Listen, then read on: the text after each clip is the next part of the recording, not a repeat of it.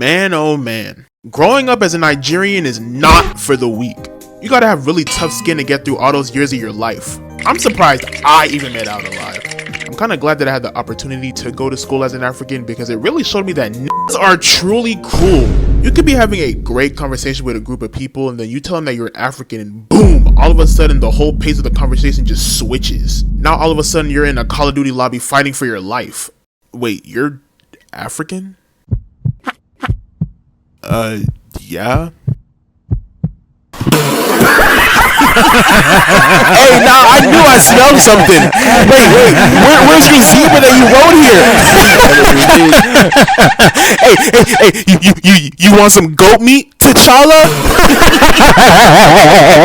And just when you thought they couldn't get any more ammunition back then, Ebola drops. Now you got everybody cowering in fear because they think that you're the whole embodiment of the virus.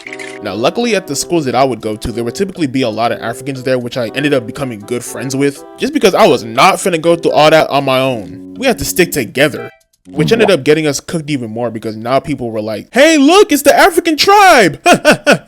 wait, look, hold on.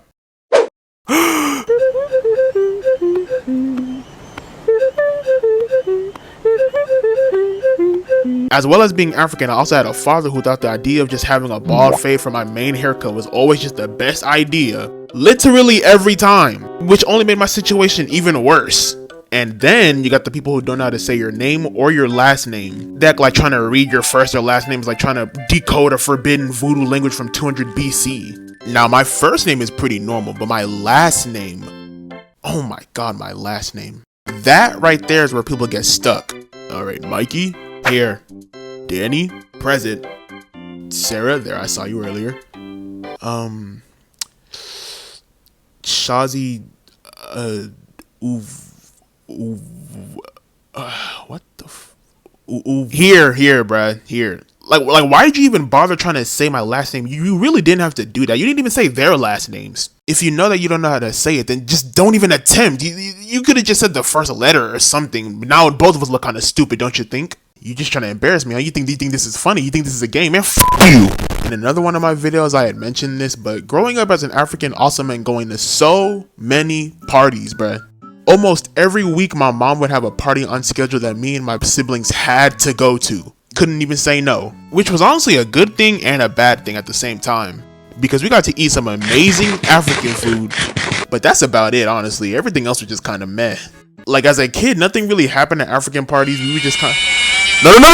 While on the topic of African food, pretty frequently my parents buy a ton of African food like jollof rice, fish, beef, vegetable soup and all that. And let me tell you, African food is on top. I don't care what anybody says to me. Well, at least when the food doesn't smell like deer ankles and raccoon cankles. I don't know why sometimes when people be cooking African food, it just smells like straight toxins and concoctions is being made. I don't understand it. And don't even get me started on when people would come to my African house and get hungry. They would really look at it like it's just mush and just filth. We'd barely have anything else to eat, so I'd try offering them the African food and they'd be like, well, okay, if you say so.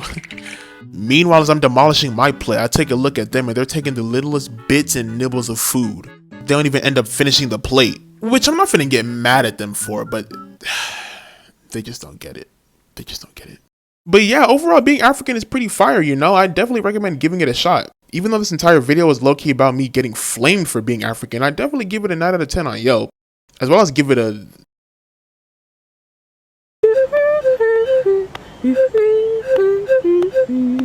Bro, shut up!